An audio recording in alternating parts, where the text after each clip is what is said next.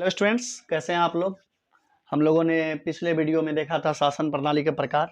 हम लोग polity and constitution के विषय को एक जीएस के विषय के रूप में प्रारंभ किया है और मेरा आप लोगों से प्रॉमिस है मैं उसे अंजाम तक पहुंचाऊंगा फ्री ऑफ कॉस्ट। पहली बार यूट्यूब पे पॉलिटी का सारा वीडियो व्यवस्थित रूप से डाला जा रहा है।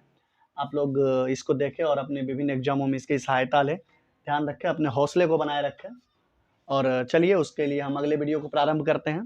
भारत का संविधान आज हम लोग विधिवत रूप से देखेंगे कि भारत का संविधान जो है सो निर्माण किस प्रकार से हुआ। एक तरह से भारत के संविधान का इतिहास समझेंगे, ठीक ना, क्योंकि भारत का संविधान तो बृहत रूप से हमें पढ़ना ही है, तो इसको मुख्यतः मान सकते हैं कि भारत के संविधान का इतिहास। कि इतिहास में भी हम अंग्रेजों के समय में नहीं जाएंगे, वहाँ इतिहास का विषय जब हम लोग प्रारंभ करेंगे तब हम लोग चालू करेंगे। हम लोग सारे जीएस के विषय को कवर करेंगे, इतिहास भी पढ़ेंगे।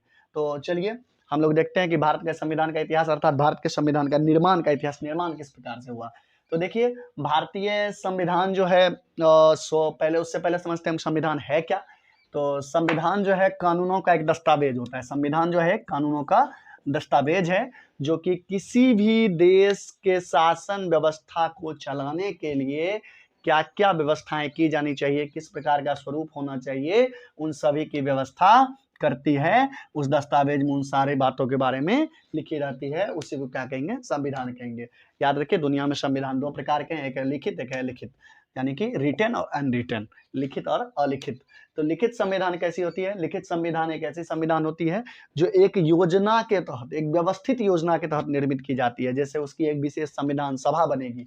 जैसे भारत जब आजाद हुआ, आजाद होने से पहले ही कैबिनेट मिशन के माध्यम से इस एक संविधान सभा का निर्माण किया गया, जिसने लगभग 2 साल 11 महीने 18 दिन, ऐसे ही कुछ फैक्ट्स हैं जिनमें इतने दिनों में इन्होंने अपनी संविधान को तैयार किया। इसी तरह अमेरिका जब 1776 के आसपास आजाद हुआ था तो उसने भी अपनी एक संविधान सभा का निर्माण किया था और एक संविधान का निर्माण किया। तो एक व्यवस्थित योजना के तहत जो संविधान का निर्माण किया जाता है, इसे संविधान को कहेंगे लिखित संविधान।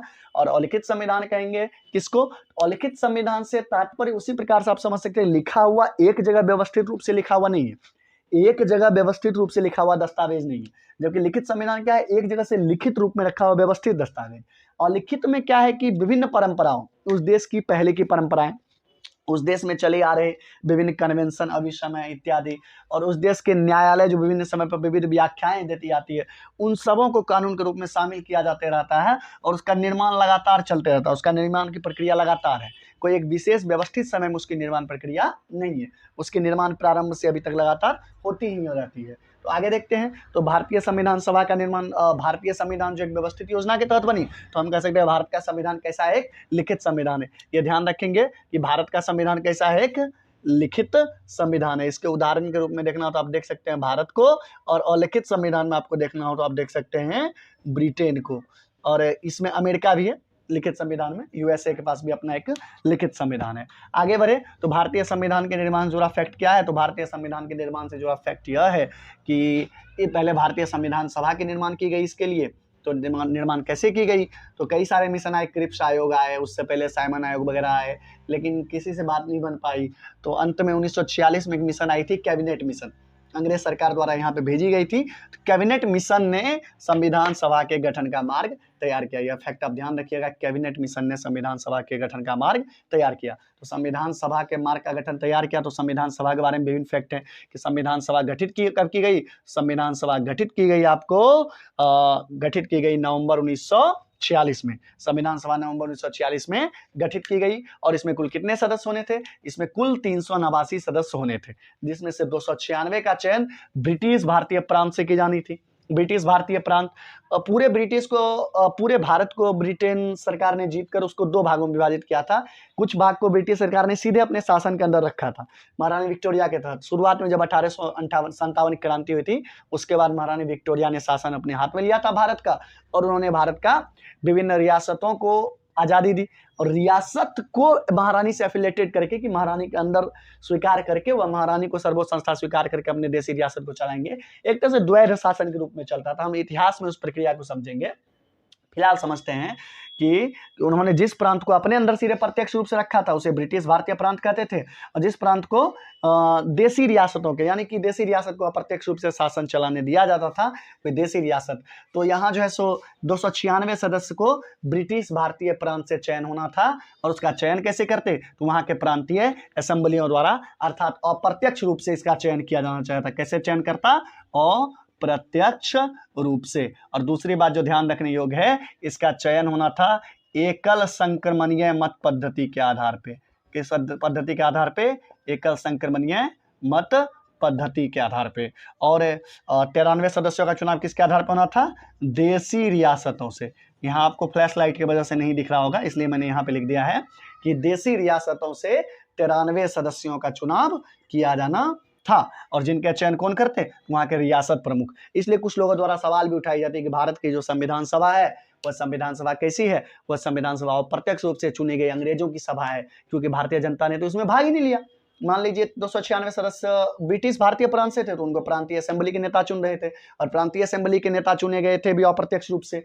और 93 सदस्य जो देसी रियासत से चुने जाने थे, उनको रियासत के प्रमुख द्वारा चुने जाते। तो जनता ने हिस्सेदारी कहाँ की आलोचना की जाती है, लेकिन यह आलोचना सटीक नहीं है, क्योंकि जब भारत आज़ाद हुआ और भारत में प्रथम आम चुनाव हुआ 1951 में, तो जितने सदस्य संविधान सभा के थे उन सदस्यों ने चुनाव में भागीदारी की और बहुमत से विजयी हुए, काफी बहुमत से। इसका मतलब है जनता ने उनको स्वीकारोक्ति दे रखी थी, तो वे जनता के ही प्रतिनिधि थे। आगे हम बढ़े, तो आगे बढ़ते हैं तो देखते हैं संविधान सभा की पहली बैठक कब हुई। कुछ फैक्ट्स हैं जिनको मैं लिख दे रहा हूँ और फैक्ट्स को एक बार बोल दे रहा हूँ ताकि आप समझ जाइए। पहली बैठक हुई तो पहली बैठक में मात्र 211 सदस्यों ने भाग लिया। होना था टोटल 389, लेकिन भाग लिया 211 ने। ऐसा क्यों हुआ, क्योंकि देसी रियासतों ने इसमें भाग लेने से इनकार कर दिया। तो 93 सदस्य तो यही खत्म हो गए। देसी रियासतों ने क्या किया, इसमें भाग लेने से इनकार कर दिया। एक्चुअली जब भारत आज़ाद हुआ था, भारत में जब संविधान का निर्माण प्रारंभ हुआ, तो ब्रिटेन ने 3 प्रकार के शर्त रखे कि एक तो पाकिस्तान बांटे, भारत बांटे। माउंटबेटन योजना के तहत भारत पाकिस्तान का विभाजन हुआ था, और देसी रियासतों के पास ऑप्शन दिया, या तो आप भारत में मिल जाइए, या तो आप पाकिस्तान में मिल जाइए, या चाहिए तो आप स्वतंत्र रहिए। इस कारण से उन लोगों ने ऐसे ऐसे बीज बो रखे थे अंग्रेजों ने, जाते जाते भी, कि हमारे देश में इतना उसका बुरा परिणति हुआ। खैर फिर भी आगे बढ़ते हम लोग देखते हैं कि देसी रियासत ने क्या किया, इनकार कर दिया। वो बोले हम संविधान सभा में सम्मिलित नहीं होंगे, वो अपने आप को स्वतंत्र रखना चाहते थे। आगे पटेल जी के वजह से, पटेल जी ने अपने कई नीतियों, पटेल जी ने अपने कूटनीति के बल पे, या यह कहे पटेल जी ने ही संपूर्ण भारत को निर्मित करने का कार्य किया था।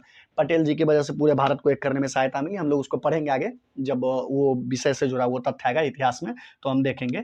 अभी फिलहाल देखते हैं 93 सदस्य देसी रियासतों ने क्या क्या इनकार कर दिया, और ब्रिटिश भारतीय प्रांत से जो सदस्य चुने जाने थे, उसमें मुस्लिम प्रांत जो थे उन्होंने भी बहिष्कार कर दिया। क्यों बहिष्कार कर दिया, उन्होंने पाकिस्तान की मांग करते हुए उसका बहिष्कार कर दिया। इसी मुद्दे पर इतनी टकरार हुई, अंततः पाकिस्तान का निर्माण हुआ। आगे बढ़ते हैं, तो पहली बैठक कब हुआ, 9 दिसंबर 1946, जिसमें 211 सदस्यों ने भाग लिया। उसके आगे देखते हैं कि 9 दिसंबर 1946 को ही संविधान सभा के पहले अस्थायी अध्यक्ष चुने गए, क्योंकि एक अध्यक्ष तो चाहिए जो सभा को चलाए। वो डॉक्टर सच्चिदानंद सिन्हा थे। आज के समय में जैसे मान लीजिए चुनाव होता है, तो चुनाव के तुरंत बाद तो कोई लोकसभा अध्यक्ष होते नहीं है, उस समय एक चुना जाता है जिसको कहते हैं प्रोटेम स्पीकर। उसको कहते हैं प्रोटेम स्पीकर, मुखौटा एक तरीके से कह सकते हैं, जब तक कि स्पीकर का चुनाव यानी लोकसभा अध्यक्ष का चुनाव लोकसभा के सदस्य मिलकर कर नहीं लेते। उसी तरह से उस समय भी 9 दिसंबर 1946 को पहले बैठक के दिन संविधान सभा ने अपना एक अस्थायी अध्यक्ष चुना, जिनको चुना उन्होंने डॉक्टर सच्चिदानंद सिन्हा को। आगे बढ़े तो 11 दिसंबर 1946 को संविधान सभा ने अपने अस्थायी अध्यक्ष का चुनाव कर लिया, जो कि बने डॉक्टर राजेंद्र प्रसाद। यही आगे चलकर भारत के पहले राष्ट्रपति बने। और ध्यान रखें, इनके लिए कोई वोटिंग नहीं हुआ था, ये सर्वसम्मति से चुने गए थे। हमारे संविधान सभा की एक बहुत बड़ी खासियत यह थी कि इसके कार्य करने के 2 तरीके थे, एक थे सर्वसम्मति का सिद्धांत, एक था समायोजन का सिद्धांत। सर्वसम्मति से क्या तात्पर्य है, तो सर्वसम्मति से कोई भी मुद्दे पर तकरार हो तो सभी मिलकर आपस में सहमति बनाकर राय लेंगे, कोई वोटिंग के नहीं, ताकि किसी के दिल में कोई नाराजगी ना रहे, आपस में वाद विवाद चर्चा करके। इसलिए हम लोगों ने संविधान के निर्माण इतना लंबा समय भी लिया हमारे पुरोधाओं ने। आगे जब बढ़े तो हम देखते हैं दूसरा तरीका है समायोजन के सिद्धांत। समायोजन क्या था, तो विभिन्न मुद्दों पर यदि टकराहट हो जाए, वह टकराहट का कोई रास्ता नहीं निकल पाए, तो बीच का रास्ता निकाल के सुलह कर लिया जाता था, ताकि दोनों पक्षों की संतुष्टि हो जाए।